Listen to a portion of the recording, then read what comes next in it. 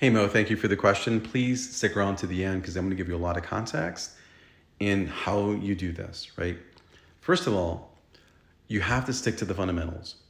It doesn't change. The fundamentals do not change regardless of your situation. In your situation, you're taking over a team.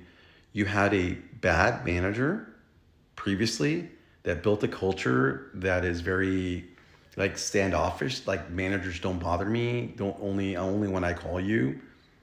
I get it, right? So this is what you do is you have to stick to the fundamentals, meaning that you have to still assess current state.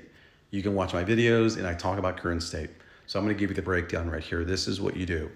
Number one, you've got to create an activity list with frequency and reasonable expectations. What that is just your entire job list, how many times they do it a week, and what the time for each one of those. Create that list. Number two, pull the data. Understand how they're performing for the last 3 years to calculate the KPI on productivity, efficiency, and cost per unit. Number three is create a skills training matrix, meaning that create all the team's names, right? List of all the team's names across the Excel sheet. You include what skills are important for them to finish the work. Then in the matrix, you grade them 1 through 4, 1 being no training, 4 being train the trainer, then number 2 being in training, number 3 being qualified, 4 being train the trainer. You do it for everybody there, right? To include tenure in the role. How many years have they been in the role? That's going to give you insight of people have been in the role for 10 years with only one skill set. That's an issue. Number 4 is that you begin tracking lost time. And here's what I mean, is that you can ask employees all day about their issues and they can tell you, but they're not going to self-incriminate themselves. So what you have to do is say, hey, what are the most common issues? Okay, these are 10 common issues that everyone experiences.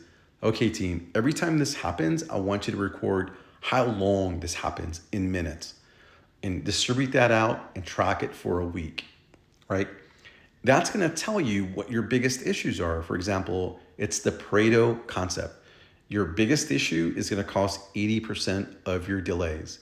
And you're going to notice that if you consolidate all those different trackings, you're going to notice that one specific one or two are delaying everything. It's contributing to a lot of hours. So once you have that, that's going to give you a picture of what is happening. Activity list, all the jobs and reasonable expectations, your KPI, it can either trending upwards, downwards, or scattered all over the place. I have an ebook that you can download that talks about that. Number 3 is your skill set. So that's going to be very revealing on what people are trained on. Number 4 is your lost time. That's going to be a big opportunity. So once you do that, communicate. Begin communicating daily on your daily huddle, or if you want a weekly meeting, and talk to your team about what you're discovering. Hey team, this is the KPI and this is how we're performing. But make sure that you're relating all this to the objective and saying, hey team, our mission vision for this is this. Our goal for our team is this. This is our current performance. I don't know what the delta is for this, but we're going to figure it out. There's a delta between that. Okay, we're going to figure it out. Hey guys, this is the training assessment that I did. I'm noticing that some people are trained in some areas and some are not. Why is that? Whatever that is. The 4th thing would be the lost time, and say, hey guys, this is the biggest issue that I see as far as lost time. What's happening? What's causing some of these things? Right? Discussion. But the more you discuss that, the more they're going to have conversations. But here's the kicker. Once you do that for the 2 or 3 weeks that you're doing this, I wouldn't say more than 2 weeks. You can do this within 2 weeks if you do it quickly and you're on pace.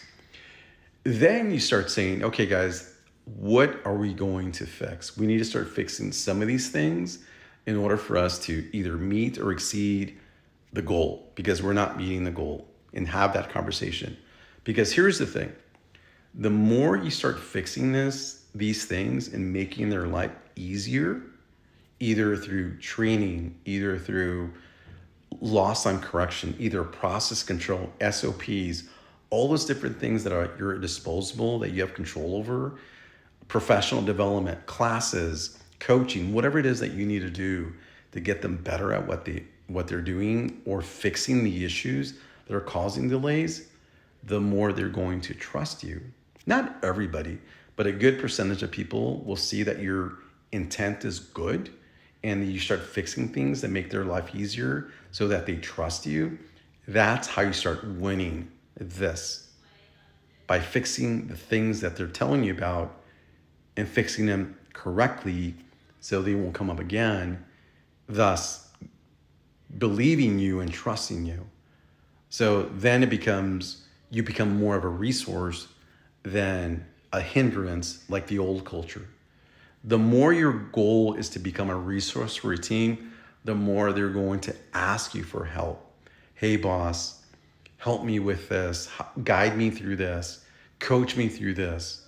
And that's what you're going to do. When you get to a point where you're just coaching and directing and mentoring. But for now, all you're doing is assessing, determining, fixing. When you're fixing stuff, make sure that you engage with your team. Like, hey, I need volunteers for 2 people to help me fix this big lost time issue, and walk them through the process. Teach them how to root cause, how to assess, how to collect the data, and how to project manage an item to completion. You're teaching them a new skill on how to fix these things. Not randomly, you've got to plan it out. If you're going to fix something, make sure you plan everything out so that they're learning from you and how to do that rather than shooting from the hip and being reactive. Just make sure in all of this that you're keeping your composure and that you're planning things out and you're keeping your team informed. Like saying, hey team, my plan for next week is to assess skill sets and begin tracking lost time. And this is what I need help with. Be forward thinking, plan ahead, provide your team with expectations of what it is. The more you do that, the more they're going to trust you. So again, Mo, if you have any questions or anything, please put them in the comments, DM me. I definitely want to know what you do.